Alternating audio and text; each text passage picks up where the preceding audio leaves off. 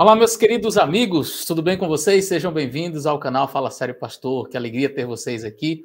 E como vocês já sabem, em nosso canal nós sempre tratamos de assuntos que são voltados para a Bíblia, para a religião, para a fé, a teologia, a ciência também. E sempre que nós temos a oportunidade de gravar um vídeo novo, nós nos sentimos assim honrados, felizes, principalmente quando temos o privilégio de convidar alguém para entrevistar. E hoje o nosso vídeo está imperdível porque eu vou conversar com uma pessoa assim muito especial. Então, você já deixa o like nesse vídeo, já compartilha com seus amigos, porque tem muita coisa boa no vídeo de hoje. Nós vamos falar sobre o dilúvio, nós vamos falar sobre Gênesis. Eu vou apresentar aqui uma pessoa que é autoridade no assunto e eu tenho certeza que vocês vão gostar. Então, fica com a gente até o final desse vídeo, fortaleça a sua fé e compartilhe com todos os seus amigos.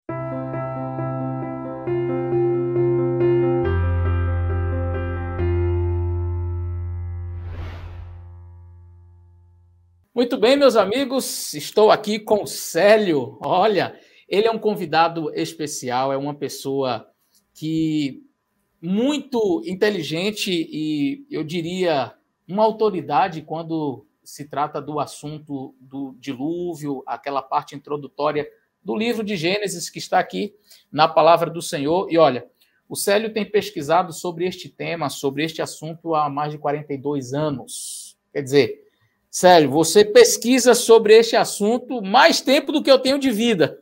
Só para você entender. Alguns anos antes de eu sonhar em nascer, ele já pesquisava sobre isto. Então, o Célio, ele é um pesquisador independente, ele é escritor, é divulgador da boa ciência, né, das ciências, é palestrante criacionista, é gerente bancário do Banco do Brasil aposentado, e membro da Sociedade Criacionista Brasileira, também membro da Sociedade Brasileira do Design Inteligente. Como disse, já há 42 anos que ele pesquisa sobre assuntos que envolvem o dilúvio, a criação, né, o criacionismo, e ele é o autor. Eu vou ter que até ficar um pouco distante porque o livro é grande. Olha só, gente, olha que material. Olha o tamanho desse livro. Este daqui, Dilúvio, olha... Impactos de asteroides, extinções em massa, as glaciações, a formação do Atlântico e a Arca de Noé.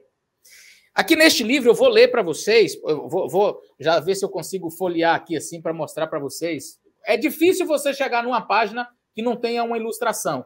E é um material assim riquíssimo, riquíssimo. Este livro ele tem 860 páginas, 860 páginas, mais de 600 imagens ilustrativas, a maioria delas colorida, e mais de 2.000 referências bibliográficas. Eu fiquei impressionado, porque aqui no meu livro não tem essas referências, né? E aqui a gente chega no final, não tem. Ele disse, pastor, a gente suprimiu essas referências, a não ser que a pessoa realmente queira, mas ele suprimiu as referências porque aí diminuiu 140 páginas. Você sabe o que são 140 páginas só de referências bibliográficas? 140 páginas é mais do que muitos livros que você encontra por aí.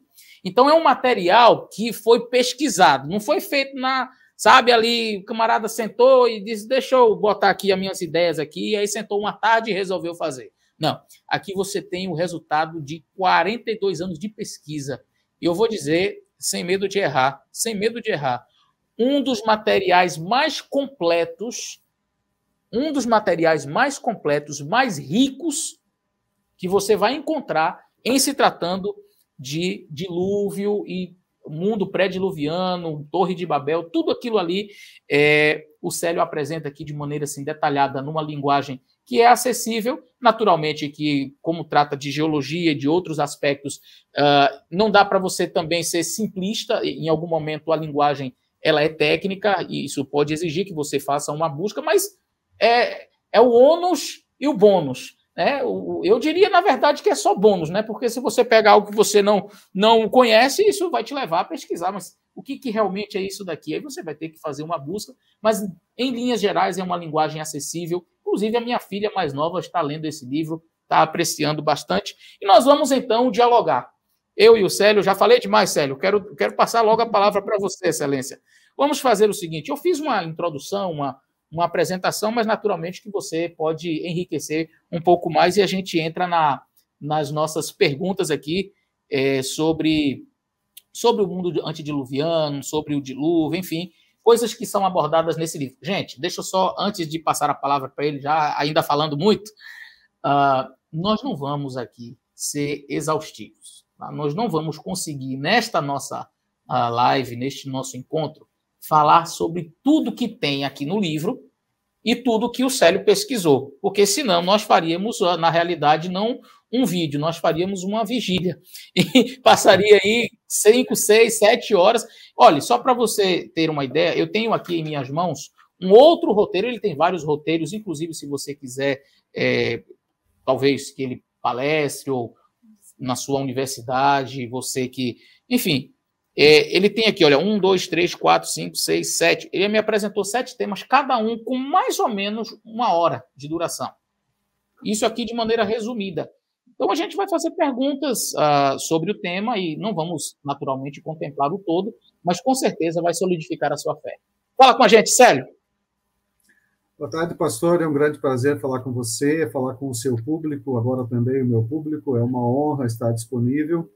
É uma honra poder servir a Deus nesse momento, compartilhando o conhecimento que Ele me deu. Que tudo isso se deve graças ao bom Deus que nos dá inteligência, nos dá recursos para fazermos esse trabalho. Esse é um trabalho pessoal que eu desenvolvi ao longo dessa pesquisa específica, cerca de 9 anos me consumiu de tempo de estudo e redação, né? As referências a que você falou, ela está disponível no site, que eu desenvolvi para essa pesquisa e todos os outros capítulos do meu projeto de pesquisa. Esse livro sobre o dilúvio, o capítulo 6, são 23 capítulos do projeto todo. As referências estão disponíveis em formato PDF, com download gratuito, para quem quiser entrar em detalhes. Passa o site, Excelência, para a gente já divulgar aqui, por favor, os nossos amigos. Ok, é www.deusexisteumdesafio.com. Esse livro do dilúvio está no capítulo 6, tem versões para compra, obviamente, que eu utilizo o recurso para manter o site, e tem tradução para simultânea online via Google Translator para 108 idiomas, tem versão então em HTML que a pessoa pode lê-lo no seu próprio idioma com razoável qualidade. O Google Translator eu uso muito para fazer traduções rápidas, eu diria uns 95% a 98% de precisão para a linguagem comum. E tem uma versão em web livro, daí versão em português, que você pode ler aí no tablet, ou no notebook, ou no PC. Para telefone também dá, para smartphone, só que ele fica muito pequeno, daí você perde bastante da qualidade das imagens, porque as imagens são relativas ao tema daquela página, e elas contêm informações relevantes que somente visualizando você consegue, às vezes, compreender. E para um leigo, muitos assuntos ficam difíceis de entender só na descrição. Então, eu procurei agregar imagens para isso. Se você for nas referências do trabalho, existem vídeos no YouTube, no canal também tem lá no capítulo 6, tem vídeos.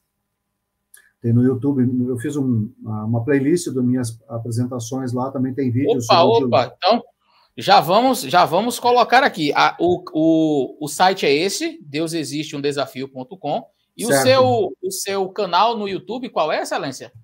Deus Existe, um desafio à ciência e às religiões.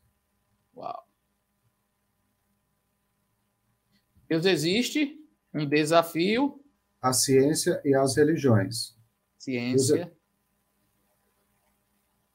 E eu já vou escrevendo aqui para colocar aqui embaixo os nossos amigos poderem assistir. De toda sorte, eu vou colocar também no link da descrição, você que tem interesse, já, por favor, entre e se inscreva no canal do Célio, tá? E as religiões, um desafio à ciência e às religiões. Deixa eu colocar aqui. Deus existe. Um desafio. É uma questão, pergunta, né?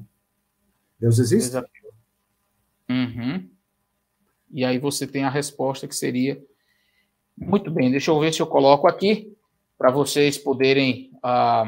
esse daqui seria assim, Excelência, Deus... Opa, não, Deus minúsculo não pode, não. Deixa eu editar esse negócio aqui. Eu tenho o canal no YouTube tem vídeos diversos relativos a isso. Então, procura lá o capítulo 6, o dilúvio, que é onde está a playlist das minhas lives sobre o dilúvio. E tem vídeos sobre o dilúvio de outros documentaristas, né, que tratam assuntos relativos ao dilúvio, muito sobre o dilúvio, obviamente, mas também assuntos relacionados. Tá? Então, para quem quiser ter mais compreensão sobre isso, obviamente a maioria dos vídeos são em inglês, mas tem tradução simultânea, é só configurar lá o editor do YouTube.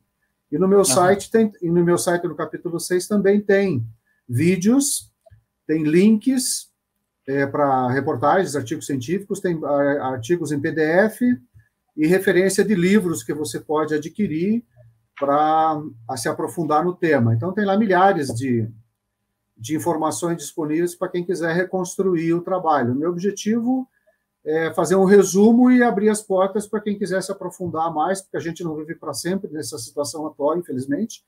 Então, quem quiser continuar vai estar disponível lá. É isso. Maravilha. Maravilha. Muito obrigado, Excelência. Então, você pegou todas as informações, eu procurei colocar aí já o site, você pode entrar no site e adquirir.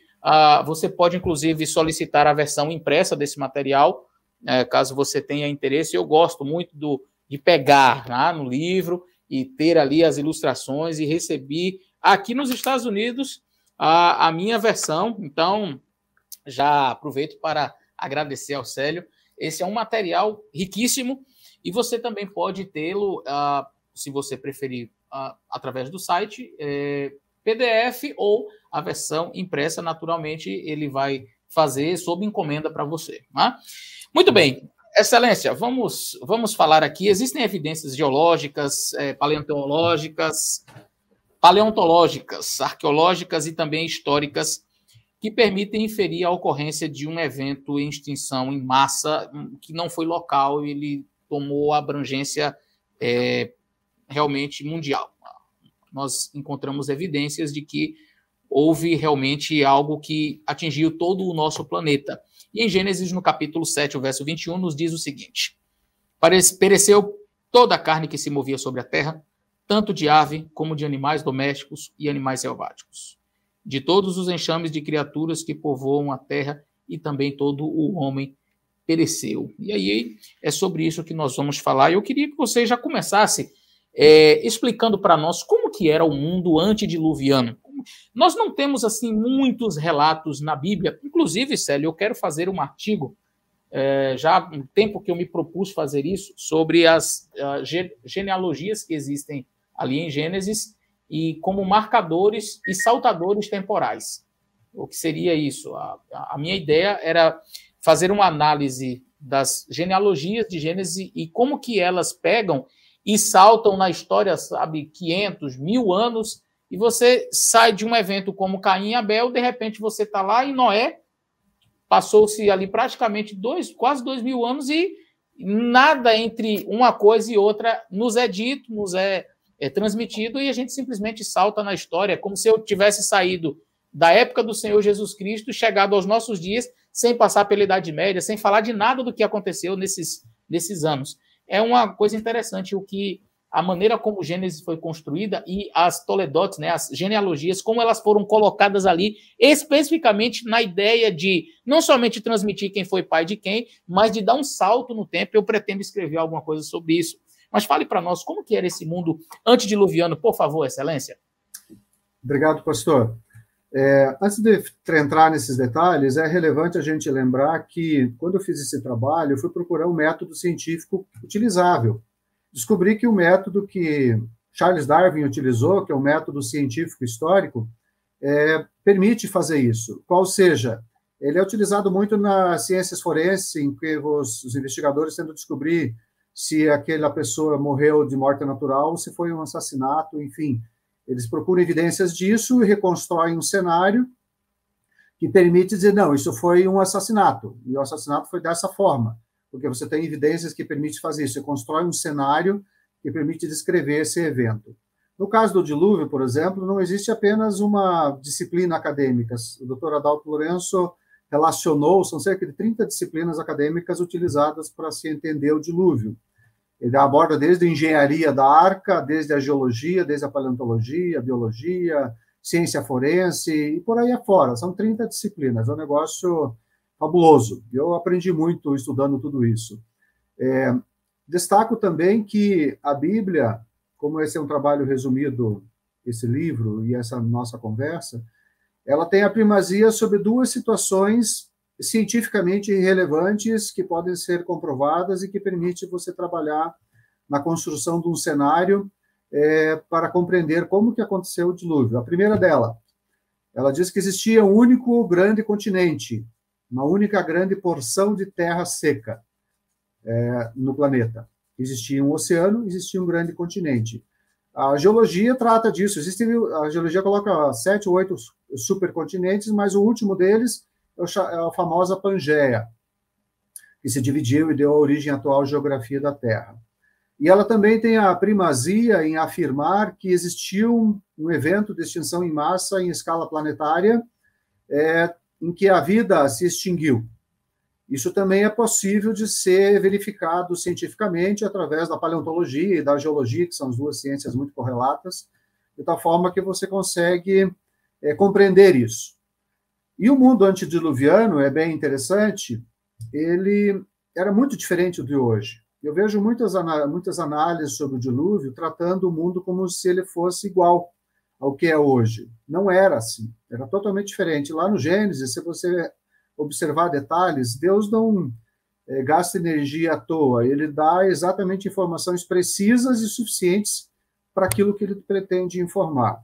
Por exemplo, ele fala que não chovia. Se você for analisar meteorologicamente o ambiente em que não chove, você vai ter uma pressão atmosférica maior.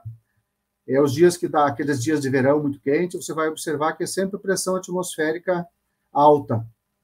Então, não chovia. Se não chovia, você tem um clima tropical no mundo todo.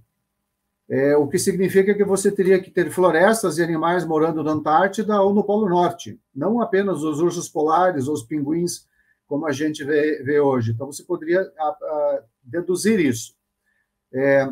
Para ter uma pressão atmosférica maior, você tem que ter evidências. E, por incrível que pareça, os cientistas conseguiram essas evidências. Eles analisaram as pedras chamadas de âmbar, e dentro dessas pedras de âmbar, que muitas delas têm fósseis, pequenos fósseis, insetos principalmente, mas também tem bolhas de ar presas ali quando se formou.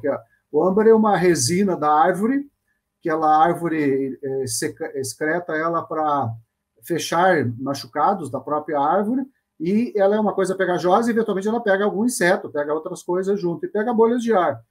E os cientistas mediram o teor de oxigênio dessas bolhas de ar utilizando espectroscopia de massa,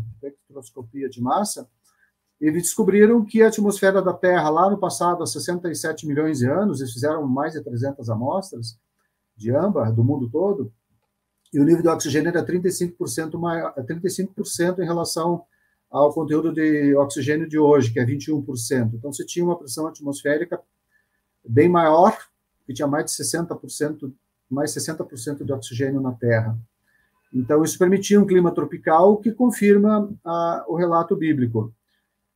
A Terra era regada, então, por orvalho e pelo rio, que passava pelo continente original.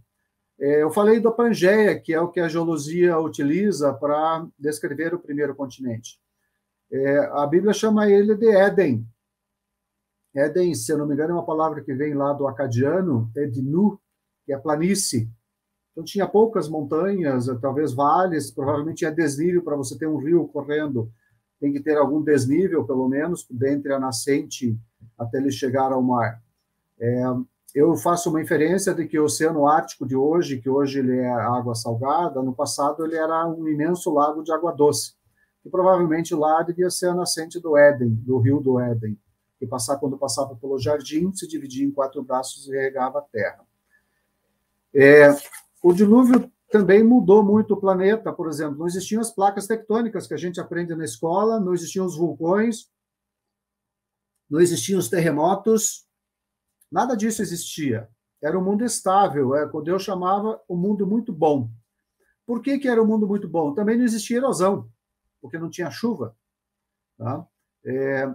como não tinha chuva, não tinha erosão da superfície da Terra, porque o planeta foi criado para ser habitado por seres imortais. Esse é o relato bíblico. Os humanos eram para viver para sempre. Aí estamos sofrendo atualmente uma quarentena e um plano de contingência que o Criador estabeleceu para que o mal não se propagasse para sempre. Em não tendo erosão, você tem um mundo para sempre. Por que falo isso? Porque a gente aprende na escola que as montanhas crescem devagarinho ao longo dos séculos, né? Por isso que elas estão aqui até hoje. Só que não dizem para a gente que a erosão planetária ocasionada pela chuva, pelo gelo e pelo vento corrói a crosta da Terra, levando isso para os rios, através das bacias hidrográficas, e os rios levam essa massa de terra para o mar. Considerando aí a erosão de 1 milímetro por 1000 anos, que é o que normalmente o pessoal utiliza, isso varia muito de lugar para lugar, entre 10 e 20 milhões de anos você não teria mais continente emerso, você teria um grande oceano planetário. Então, a erosão faz muita diferença no mundo que Deus criou naquela época. Era para ser habitado por seres imortais, não para viverem apenas 10 ou 20 milhões de anos e depois ter que procurar outro mundo para morar. Então, isso era o mundo antediluviano. Os animais, então, viviam tanto no hemisfério norte, naquilo que a gente chama Alasca, Canadá, no Círculo Polar Ártico, aquilo era um clima tropical. Como na Antártida também era um clima tropical. E nós temos evidências paleontológicas de que tinham florestas imensas na Antártida, tinha dinossauros vivendo lá, aves vivendo lá. Isso tudo, obviamente, era ligado ao continente aqui da América do Sul, à Austrália, ao planalto lá de Kerguelen, que afundou no oceano, e a Austrália ligada lá na Ásia. Enfim, todas essas coisas eram tudo ligadas. Os animais se propagavam pelo planeta todo, porque o clima era tropical. Imagine o Polo Norte sem neve, iluminado 24 horas por dia, você conseguiria alimentar manadas que o pessoal descobriu aí de pelo menos 10 milhões de mamutes que moravam lá, baseado na quantidade de presas de marfim que foram de lá extraídas, mas você tinha os mamutes, a preguiça gigante, o cervo gigante, os jacarés, os crocodilos, enfim, existia uma fauna gigantesca morando no hemisfério norte, que morreu no dilúvio, foi soterrado e congelou. Uma parte virou fóssil, aqui nas longitudes, latitudes mais aqui ao sul, e uma parte ficou congelada lá, tanto é que de vez em quando eles acham mamutes ainda com carne fresca, até dinossauros com ossos ainda bastante saudáveis, que você pode tirar moléculas ativas dentro deles, né? Esse é um problema aí que a geologia e a paleontologia enfrentam. Então, o mundo era muito diferente. Isso é um dilema grande, porque se eles fossem, como propõe o modelo cientista da evolução, eles tivessem sido extintos aí, sei lá, pelo asteroide e o fóssil dele tem, sei lá, 65 milhões de anos, como que explicam as células dentro dos ossos, as hemácias ainda realmente tecido mole, não é isso que você acabou de dizer? Tecidos moles. Eu trato no livro aí, é bem interessante porque isso é um constrangimento à paleontologia. Eles tentam achar alternativas e teorias para dizer que eles podem ser preservados por dezenas de milhões de anos, quando todos os experimentos laboratoriais feitos não chegam nem a 100 mil anos. Principalmente DNA, moléculas, hemoglobina, vasos sanguíneos, tecidos moles, proteínas de colágeno. Isso é realmente um grande problema, tá? Eu trato com razoável profundidade aí no trabalho. Mary Schweitzer, que é a paleontóloga que descobriu, coitada, quase foi execrada da comunidade científica, mas ela provou que ela estava certa. Aliás, hoje é o Dia da Mulher, e essa senhora cientista abalou a teoria da evolução animal e a idade longínqua que atribuem, o chamado tempo profundo da geologia e da paleontologia. Mas depois o pessoal teve que se render às evidências, passou por um perrengue muito grande, mas se renderam às evidências de que realmente tem tecidos moles. Isso não é exceção, é a regra. Então, todo fóssil que você for analisar, você vai acabar descobrindo tecido mole. E o pior, alguns físicos que trabalham com espectrometria de massa, mas será que tem tecidos moles? Será que não tem carbono 14? Não, a pergunta parece meio estranha. O carbono 14 é um método de datação para tecidos orgânicos, mas ele, no máximo, com alguma confiabilidade, até 50 mil anos, levando muito, talvez, a 100 mil anos, dependendo do tamanho da amostra. E ele resolveu medir Carbono 14 em fósseis de dinossauros. E o pior é que achou. Então, ou seja, esses animais não teriam mais que 50 mil anos. Na média, ele achou lá na faixa de 20 mil anos de idade. Então, isso também é um outro problema. Está de acordo com o que Mary Schweitzer descobriu, mas está em total confrontação com a teoria da evolução. Então, está de acordo com os parâmetros de tempo que a gente utiliza aí no dilúvio, que é até 10 mil anos. Eu trato como 7.480 anos pela geocronologia da Septuaginta, que tem duas, é uma Massorreto e Septuaginta, né? Interessante que, assim, a datação do carbono 14, ela funciona igual as pesquisas do Datafolha, né? Tem X para mais, X para menos, você não pode chegar, é exato assim, com a data, o ano e o mês e o dia, não. Ela é aquela coisa aproximada. Mas, assim, se você faz um negócio e coloca aí para 50 mil anos perto de 65 milhões, não é uma pedra no sapato, é um baita de um King Kong tentando entrar no sapato da teoria. Verdade. Não é? É uma coisa realmente muito complicada. Mas olha, Excelência, que legal.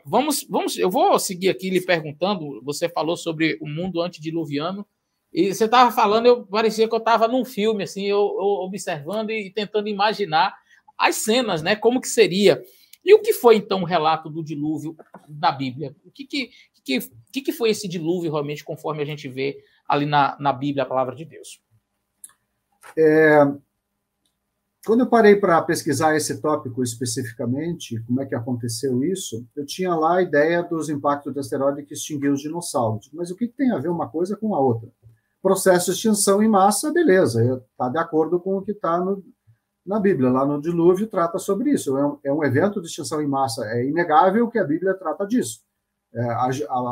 A biologia e a paleontologia e a geologia não reconhecem essa primazia, mas isso é um fato.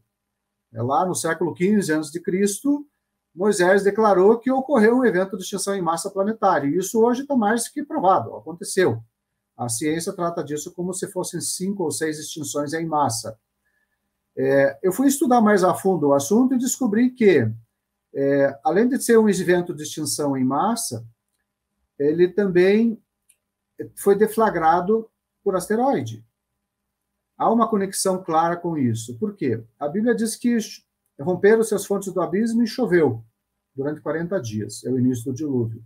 Mas como é que você rompe fontes do abismo? O abismo é entendido pelos teólogos, como você, por exemplo. O abismo é o oceano original, a face do abismo. As fontes das águas dos oceanos. Como é que elas se rompem? Você não consegue romper a crosta terrestre assim, né, para fazer a água sair em abundância de lá. Então, você precisa de uma força muito grande e externa ao planeta para que isso aconteça. Eu me aprofundei bastante nisso e descobri que não foi apenas um impacto de asteroide. E, diga-se de passagem, impactos de asteroide é uma ciência muito recente na geologia. Tá?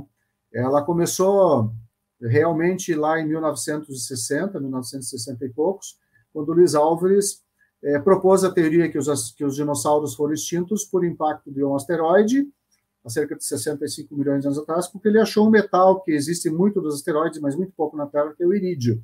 Em camadas de camadas sedimentares, ele achou muito irídio.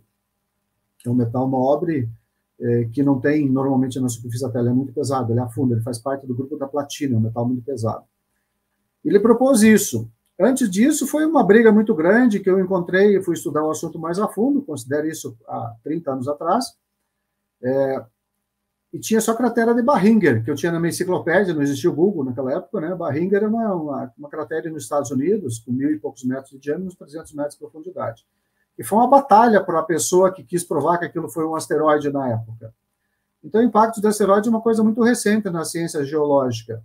Eles já associaram os impactos do asteroide aos eventos de extinção em massa, porque encontraram marcadores de irídio e outros minerais de asteroides mais referidas às camadas sedimentares, que na cosmovisão criacionista bíblica, todas as camadas sedimentares ocorreram no ano do dilúvio, ou pelo menos a grande maioria delas, as mais profundas pelo menos. E então descobri que cerca de 199 asteroides impactaram a Terra de maneira comprovada. Por que de maneira comprovada? Existem mais 130 crateras de impacto de asteroides na Terra ainda não comprovados. E quem comprova esse trabalho são empresas petrolíferas. Eles perfuram quilômetros de crosta para achar petróleo e gás. E passando nessa perfuração, eles trazem amostras de rocha, e essas amostras de rocha é possível você verificar a composição delas e verificar que elas estão quebradas, que elas estão fraturadas, enfim, outros minerais ali dentro, e você consegue descobrir que aquele lugar teve um impacto. E como eles fazem isso de uma área muito grande, eles conseguem perceber que ela é um formato de um pires, né? Como é o sobrenome, ela é o formato de um pires. Ela tem redonda e profunda. A profundidade varia aí de 2 km a 20 km. E todas essas crateras, normalmente, têm petróleo e gás no fundo delas. Tá? Ou seja, elas receberam matéria orgânica que se transformou em petróleo e gás. E algumas outras têm carvão em grande quantidade, que árvores, volume gigantesco de árvores, se depositaram nesses lugares. Até porque as crateras de impacto, se aconteceram no dilúvio, foram cobertas de água, cobertas de sedimento, e os animais foram ali sepultados, bem como árvores. Isso acabou gerando esses combustíveis fósseis que nós utilizamos. Então, além das 199 crateras já confirmadas, tem 130 não confirmadas e tem mais de 600 bacias cratônicas ou intracratônicas. São bacias imensas que você não vê elas como um círculo, mas as empresas petrolíferas descobriram que elas são também no mesmo formato de crateras de impacto, só que elas estão completamente cobertas de sedimentos ou derrames de basalto na sua superfície, então você não consegue visualizar elas como uma grande cratera, porque as crateras, elas são muito grandes, normalmente você não tem noção de que está dentro de uma cratera. Aqui em Santa Catarina, na cidade de Vargião, existe uma cratera de 13 quilômetros de diâmetro. Lá caiu um asteroide, provavelmente na época do dilúvio. E tem uma cidade dentro dela. Então é muito difícil, você não consegue vislumbrar 13 quilômetros, tem que estar muito alto para ver que é um círculo. Então você consegue ver essas crateras de impacto através de imagens de aviões ou de satélites, principalmente. Então por isso que foi um conhecimento muito recente. Dessas bacias intracratônicas, mais de 200 dessas bacias têm mais de 300 quilômetros de diâmetro. Ou seja, asteroides com mais de 100 quilômetros. Mais de 100 quilômetros de diâmetro atingiram. Algumas têm mais de 1.000 quilômetros de diâmetro. São coisas imensas que atingiram o planeta. Os impactos de asteroides só podem fazer parte da história da Terra nessa cosmovisão criacionista bíblica no momento do dilúvio. Porque se qualquer asteroide acertasse a Terra com o mundo já criado lá por Deus, ele destruiria o planeta, porque um impacto desse é suficiente para acabar com a civilização, acabar com a vida. Se fosse posterior ao dilúvio, faria o mesmo processo, também levaria um evento de extinção em massa. Então, ela só pode acontecer deflagrando o dilúvio, em que daí cessou o processo ali naqueles primeiros 40 dias de chuva, né? E você tem um planeta destruído e uma civilização que foi preservada lá na Arca, juntamente com os animais terrestres e alados. Então, basicamente, esse é o grande cenário. Então, você não tem um impacto, você tem mais de 900 impactos de asteroide. Todos eles estão relacionados pelas camadas de irídio. Deixa eu só fazer uma pergunta. Então, de acordo com o que você está falando, esses asteroides não somente contribuíram significativamente para a extinção em massa ao cair sobre a Terra, foi destruindo, onde ele caía, destruía centenas de quilômetros o que tinha ao redor, e batendo nas águas, inundava realmente tudo, mas segundo o que você começou falando, possivelmente a pancada dele ao atingir a crosta terrestre foi o que possibilitou essa rachadura para que as fontes do abismo, que a Bíblia fala que saiu água de baixo, né? As fontes do abismo foram abertas, ou seja, não caiu só água de cima, subiu água também por debaixo, como esse oceano que você falou. Então, teriam sido esses asteroides, ao bater na Terra, que fez com que ela meio que se rachasse, se desmembrasse e começou a subir água por baixo também? Exatamente. A Bíblia fala das fontes do grande abismo. A geologia descobriu que existe abaixo da crosta da Terra, que tem aí de 7 a 40 quilômetros de espessura, feita de granito, tá? Abaixo da crosta é basalto, existe água, moléculas de água, na realidade, dissolvidas no manto superior, que chega até 600 quilômetros, mais ou menos, de profundidade. O volume de água dissolvido no manto é suficiente para fazer vários oceanos atuais do planeta, se você fizesse vazar o basalto do manto, rachasse a crosta. Os impactos de asteroides, por exemplo, de Chicxulub, calcula-se que ele gerou um terremoto planetário de magnitude 13. É milhões de vezes maior do que o maior terremoto que a gente já registrou, que foi magnitude 9,5, aí na costa do Chile, se eu não me engano. Um terremoto dessa magnitude romperia a crosta terrestre. Com certeza romperia a crosta terrestre. E o que a gente tem? A gente tem rupturas da crosta terrestre. Você tem agora chamada de placas tectônicas, que é onde acontecem os vulcões, a grande maioria dos vulcões, e a grande maioria dos terremotos, não só lá, mas a grande maioria é lá. E você tem rachaduras de crosta em que houve derrame desse basalto. Derrames de basalto com milhões de quilômetros quadrados. Aqui no sul, por exemplo, da América do Sul, Paraná, Santa Catarina e Rio Grande do Sul, e até, acho que chega até a Argentina, existe o chamado derrame de Paraná e Tendeka. E Tendeka é lá na África, porque a teoria geológica diz que eram juntos e se separaram. Então, existe esse derrame de basalto.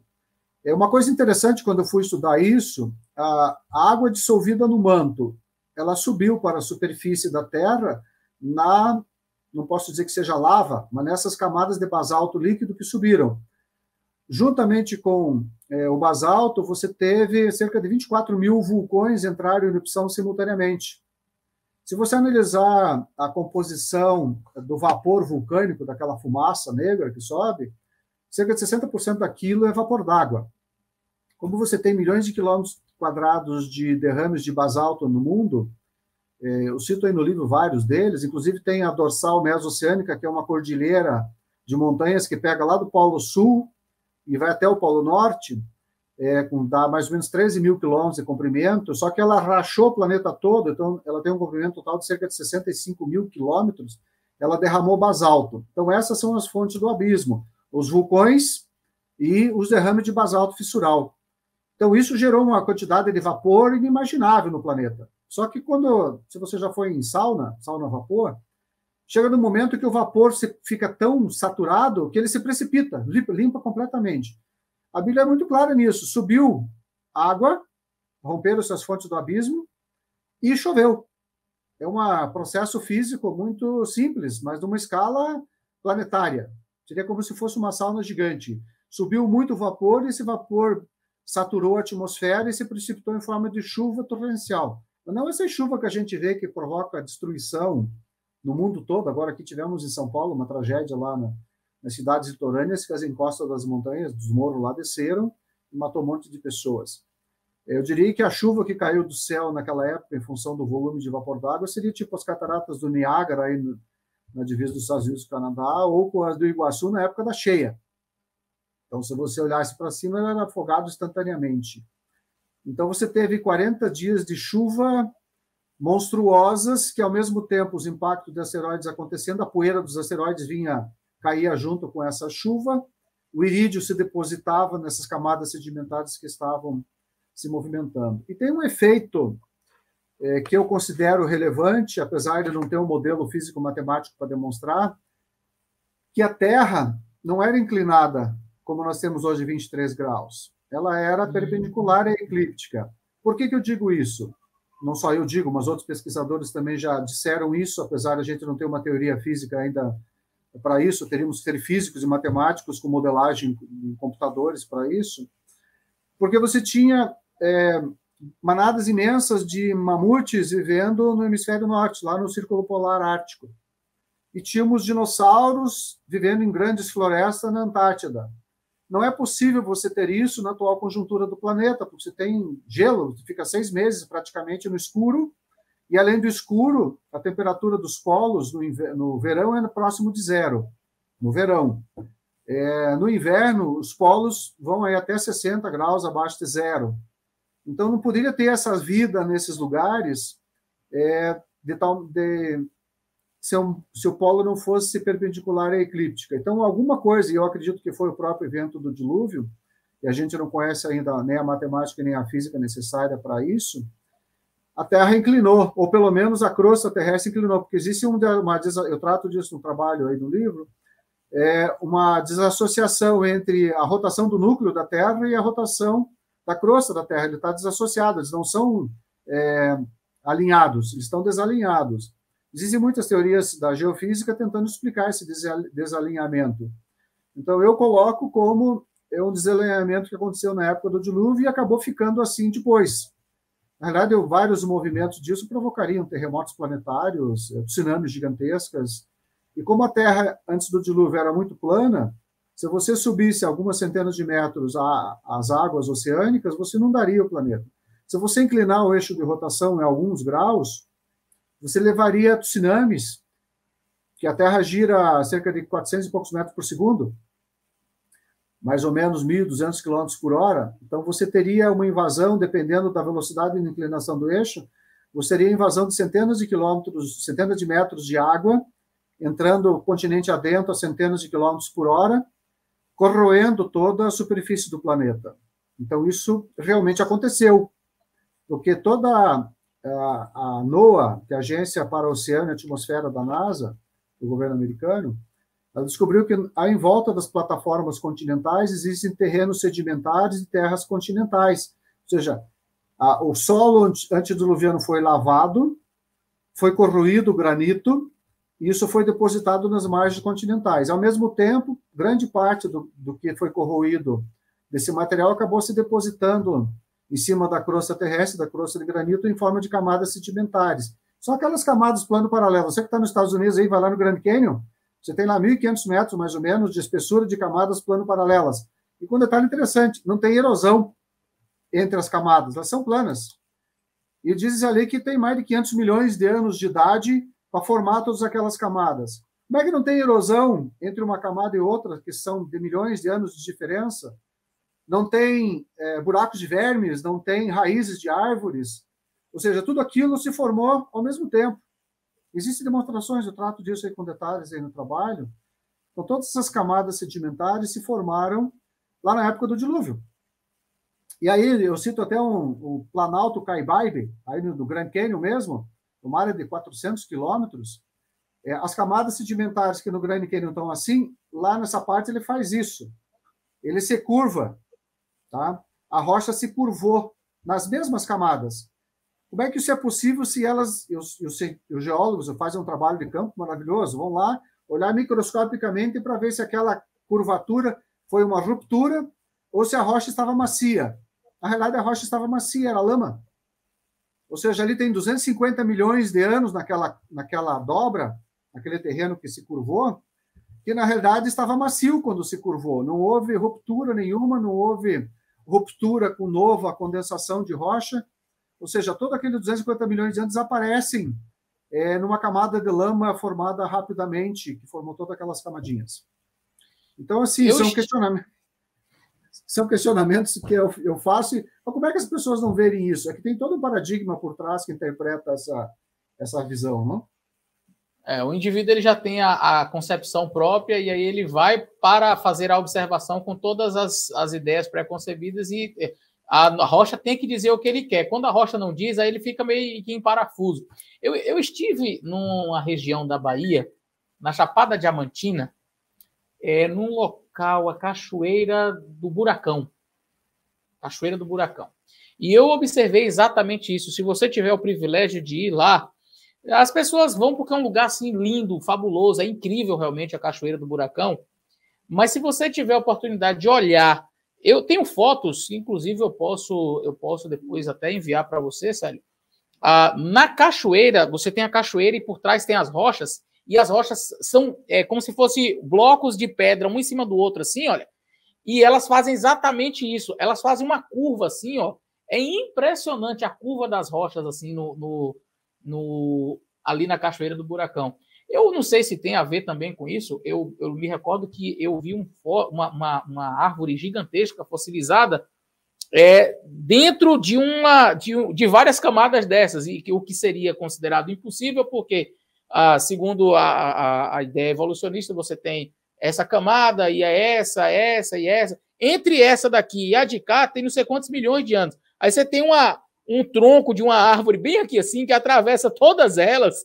E aí, como é que você explica aquela árvore encaixada bem ali, fossilizada, no meio do que seriam milhões de anos? Quer dizer, ela cresceu aqui e gastou 1 milhão de anos, aí depois daqui para essa outra parte mais 1 milhão, até ficar uma árvore adulta, é realmente algo que os questionamentos que são feitos deixam os cientistas assim sem respostas. Eu tenho uma pergunta para você ainda, Excelência, mais uma. Quando foi que aconteceu o dilúvio e quanto tempo realmente ele durou? A Bíblia é como se fosse um diário de uma viagem. A pessoa começa a escrever lá, hoje, dia 25 de janeiro de 2023, comecei a viagem pegando um avião aqui no aeroporto da cidade. O dilúvio trata disso, diz assim, entra na arca, tu e tua família, e filha de Deus vai lá e fecha a porta. Dali a 7 dias vai começar o dilúvio, começa a chover. Então Noé ficou paciente, eu construí um barco e agora não começou a chover. Então a paciência dele, a confiança e a fé que ele tinha em Deus foi realmente testada. O dilúvio, no final das contas, durou 377 dias, desde que Noé entrou na arca até o dia que ele saiu de dentro da arca. É só fazer a somatória dos dias lá que ele ficou. O período de chuva durou 40 dias, as águas subiram durante 150 dias, depois demoraram mais 150 dias para baixar. Teve um vendaval ciclônico por pelo menos uns 70 dias aí no final do dilúvio. Se a gente pegar a genealogia lá dos patriarcas lá do Gênesis, que você comentou no início que gostaria de fazer, se eu usar o texto Massoreta, que é o texto das Bíblias ocidentais todas, basicamente, o texto da Septuaginta é o texto lá da Igreja Ortodoxa Russa, grega, né? No texto Massoreta, nós temos 1656 anos desde a criação até o dilúvio. No texto da Septuaginta, nós temos 2.242 anos da criação até o dilúvio. Então, dá mais ou menos 600 anos a mais o texto da Septuaginta. Colocando isso na época antes de Cristo, no texto Massoreta, isso seria lá no ano 2.348 anos antes de Cristo. E no texto da Septuaginta, 3.228 anos antes de Cristo. Eu fico muito mais à vontade com o texto da Septuaginta, porque ele está muito mais compreensível, muito mais relacionado com fatos históricos dentro desse período maior de tempo. Nesse período maior de tempo, a formação da Terra, a terraformação do meio ambiente habitável, tal qual está escrito lá no Gênesis, teria acontecido em torno de 7.000 anos atrás, no texto da Septuaginta. E no texto do Massoreta, cerca de 6.000 anos atrás. Então, é uma boa estimativa. Então, temos uma duração do dilúvio de 1 ano, de 10 dias, basicamente. Não, é muito claro nesse aspecto. Uma coisa interessante é que o mês bíblico era de 30 dias. Hoje nós temos meses que variam de 31, 30, 28, 29, né? Dependendo aí para fazer ajustes de calendário. Então, o dilúvio deve ter provocado também alterações na rotação do planeta, acelerando a rotação da Terra por algum motivo. Teria que analisar as forças físicas envolvidas, obviamente, e isso aumentou a quantidade de dias no ano. Então, basicamente é isso, o dilúvio durou 1 ano. Então, tudo que a gente vê na Terra, que a geologia estuda, porque o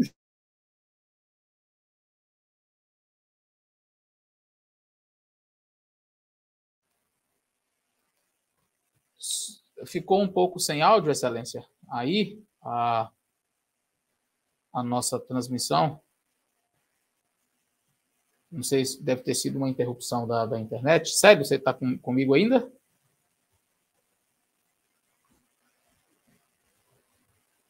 Voltou? Agora sim. Agora sim. Tá. Até que ponto você ouviu? Uau! Eu estava falando sobre o ano, o dilúvio durou 1 ano. E parou. Tá, então, agora está online, tá beleza, né? Então, tá beleza, assim, vamos continuar. Usando a cronologia lá dos patriarcas, a geocronologia dos patriarcas, geogenealogia, enfim, como queira,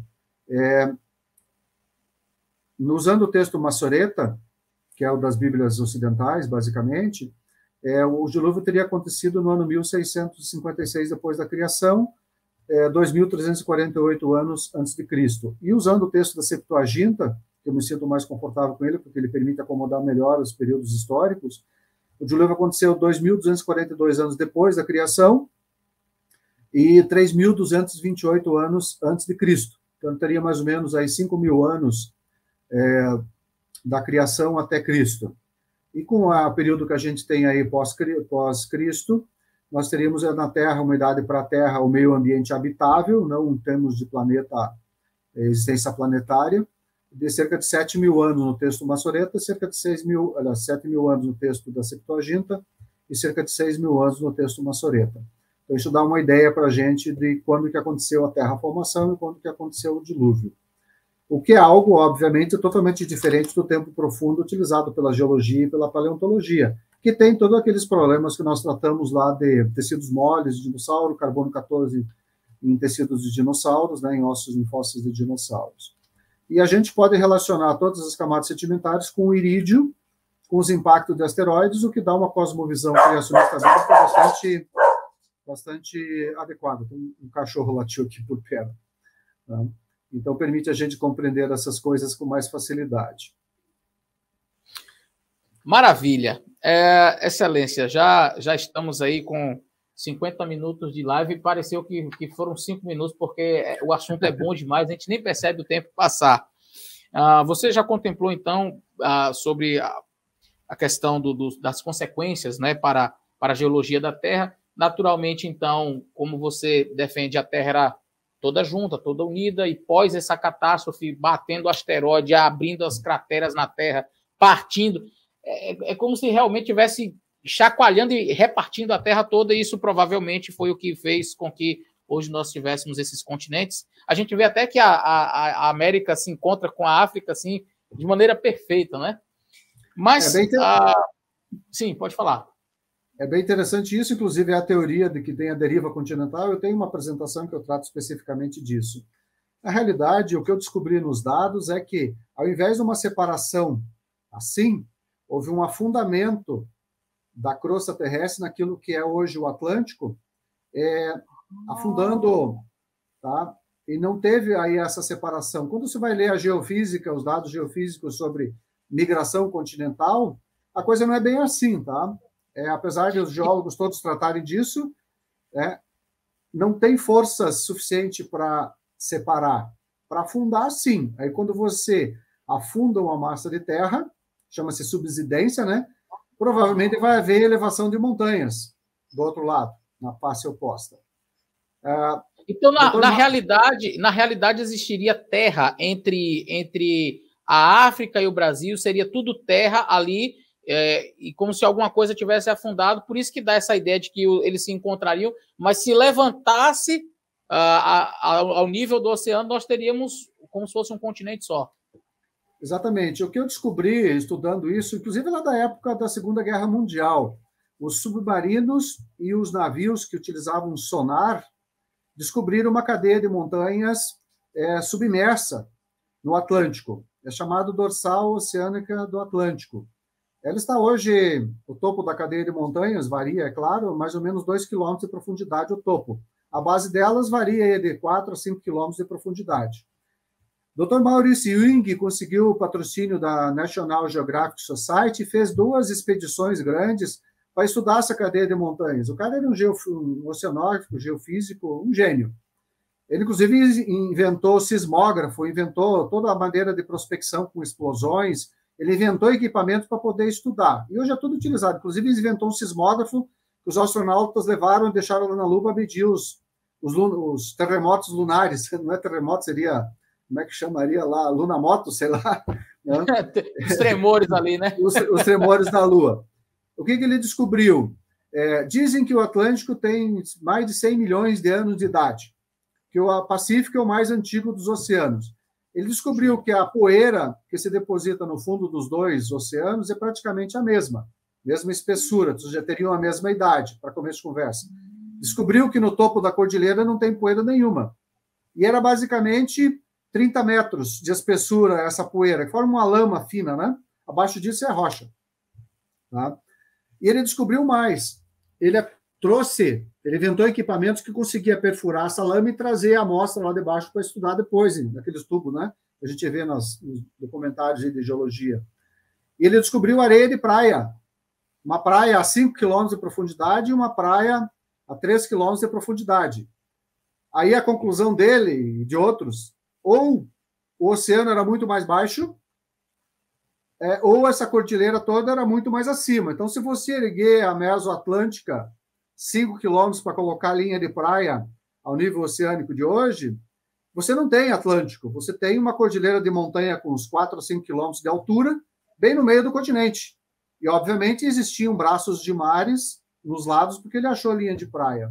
Posteriormente, outras pessoas foram fazer as pesquisas e descobriram diactomáceas, são algas microscópicas de água doce, lá também na cordilheira.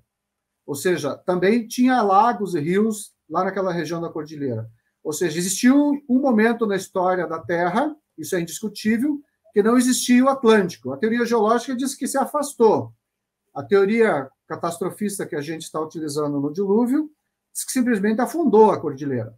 Tá? E afundou essa cordilheira, e não só isso, tenho vários exemplos aí. Afundou o Planalto de Kerguelen, que hoje só aparece as Ilhas Kerguelen, lá no Oceano Índico, desculpe, em que ele tem mais de 1,5 milhão de quilômetros quadrados. Aquilo lá era um continente, eles acharam o resto de árvores, o resto de solo. Né? Afundou a Zealândia, que a gente vê a Nova Zelândia, que é uma parte emersa, que é mais ou menos 5% do que era o continente Zealândia.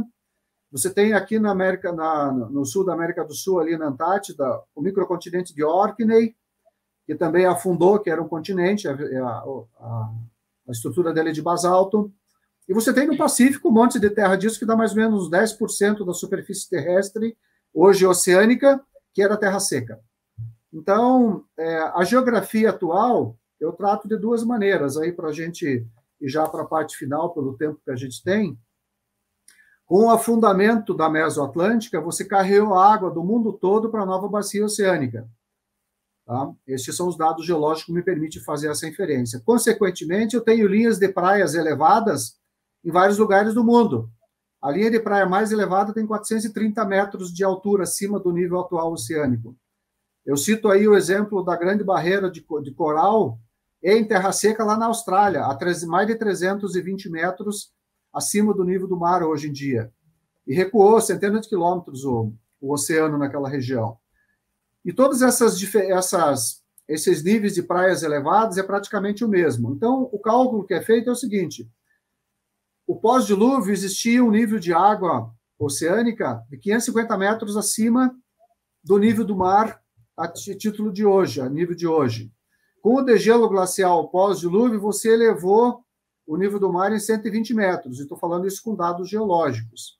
Então, quando no pós-dilúvio estava a água elevada, formou o Atlântico, baixou 550 metros, liberou áreas de terra do mundo todo para as pessoas e animais migrarem para a Austrália, para a Nova Zelândia, migrarem para as Américas, pessoas e animais, né?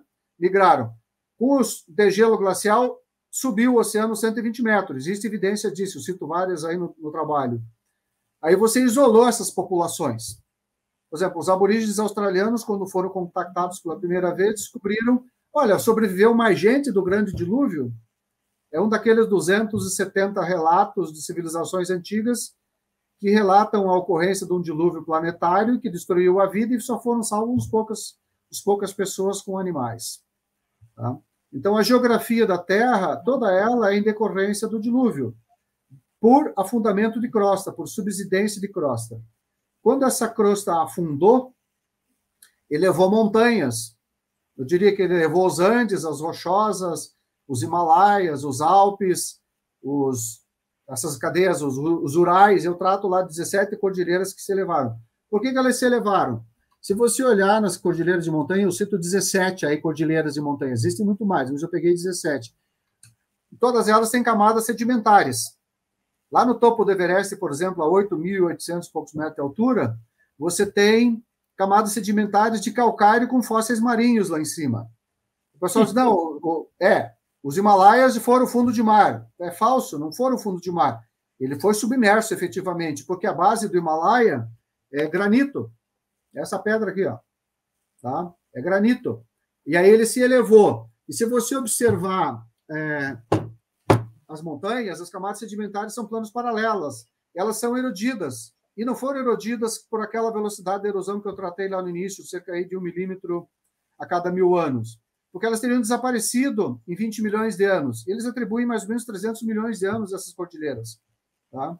Então, é algo que não se encaixa com os dados. A montanha cresce, sim, mas só cresceu uma vez, porque as camadas sedimentares continuam lá.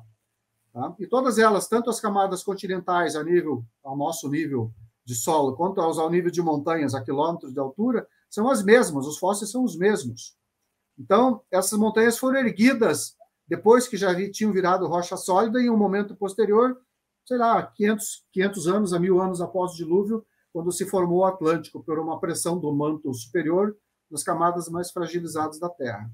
Então, nós temos também as montanhas que se formaram logo após o dilúvio, que a gente chama de anticlinais. São aquelas montanhas em que as rochas estão dobradas, mas não estão quebradas. Eu tenho vários exemplos aí no trabalho. Tá? Era lama. Então, nós temos as montanhas que se formaram. No dilúvio, está citado lá na Bíblia ainda, subiram as montanhas e desceram os vales, e as águas recuaram para os lugares que eles haviam traçado, que é uma descrição exata, geológica do dilúvio, chama-se processo de orogenia, criação de montanhas.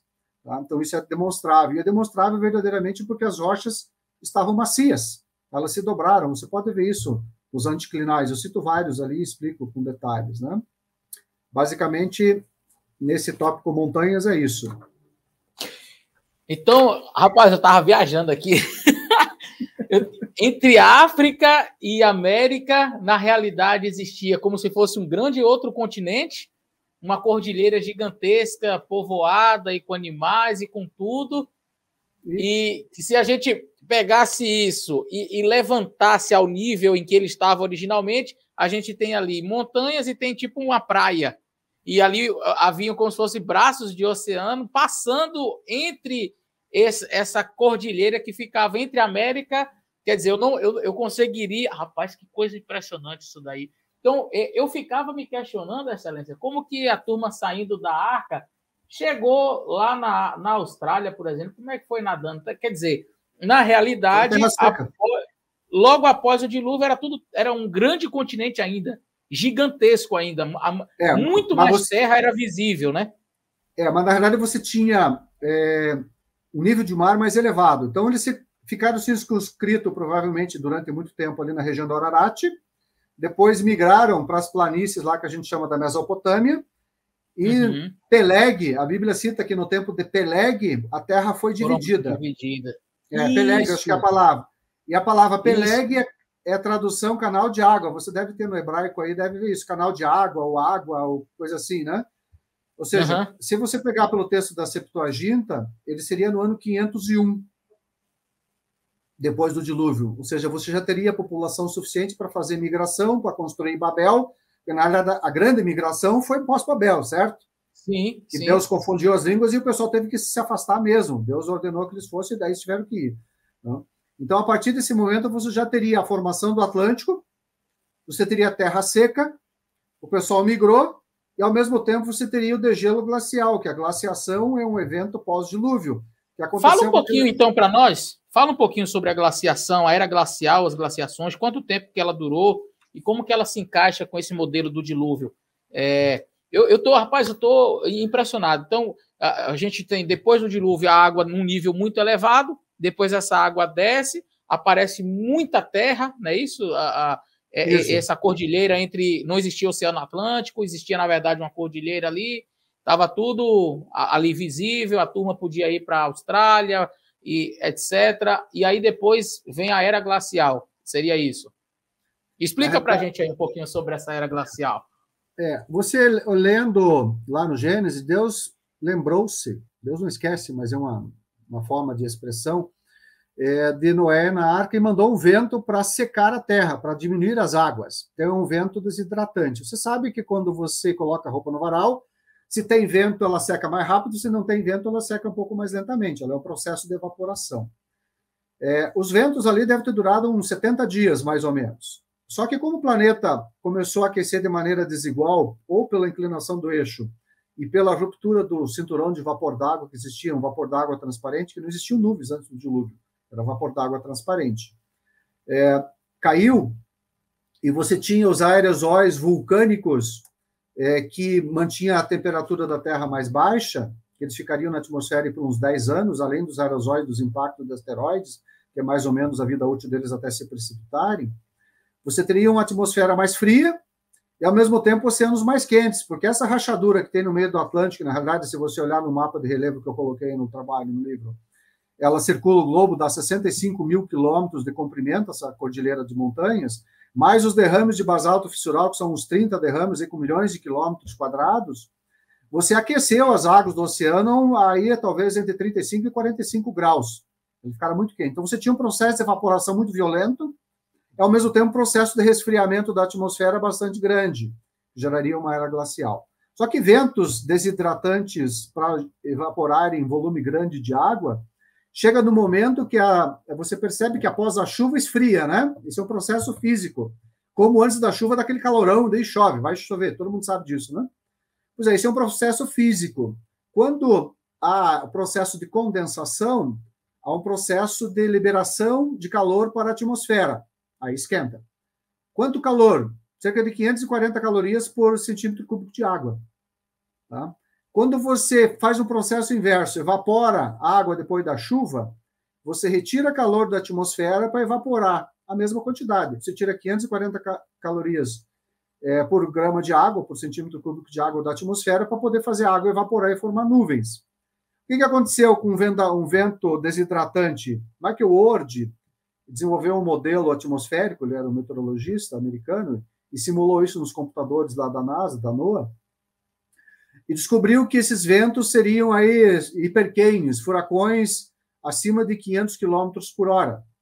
Então, é coisa inimaginável a velocidade desses ventos. Isso levaria a um processo de congelamento da superfície das águas.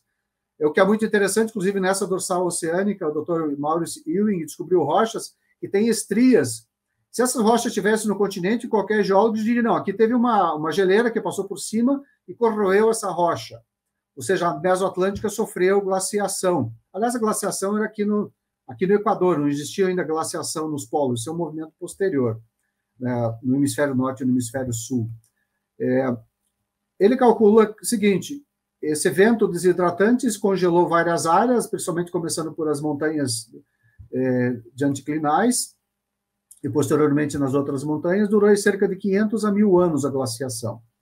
O degelo glacial é uma coisa muito rápida. Então, à medida que os oceanos perderam calor e parou o processo de criar camadas de gelo, ele começa, em algum momento, a degelar. Então, começa a degelar mais na parte equatorial, que foi o que aconteceu. Se você olhar aí, nós tivemos glaciação aqui no Paraná, na divisa aqui com Santa Catarina e São Paulo. Tivemos glaciação em Minas, lá no Nordeste, né, lá na Índia, na África. Então, você teve glaciações na faixa equatorial. A geologia tenta explicar isso dizendo que todos os continentes se concentraram no Polo Sul para fazer uma grande glaciação, o que é uma teoria autodestrutiva, porque o interior do continente, que seria o lugar que daria glaciação aqui no hemisfério, no Equador, vamos dizer assim, estaria tão para dentro do continente que nenhuma vapor d'água chegaria. Você teria um deserto frio e a glaciação teria acontecido em volta e não dentro do continente. Tem uma teoria meio maluca, mas, infelizmente, é o que temos para explicar isso de uma maneira naturalista. Então, a glaciação, a era glacial, como a gente trata no criacionismo bíblico, na cosmovisão criacionista bíblica, ela aconteceu imediatamente após o término do dilúvio, inclusive faz parte do processo do término do dilúvio, e baixar o nível das águas aumentou a quantidade de gelo, de neve e gelo, porque o problema da glaciação nas teorias naturalistas é você arrumar neve, arrumar vapor d'água para fazer gelo. Esse é o grande problema. Se você desligar o sol, você vai congelar o oceano, vai congelar a atmosfera, mas não vai ter glaciação. Não vai ter camadas de gelo em cima do continente. Vai ter uma neve, metros de neve em cima, com base no vapor d'água da atmosfera, mas não vai ter glaciação.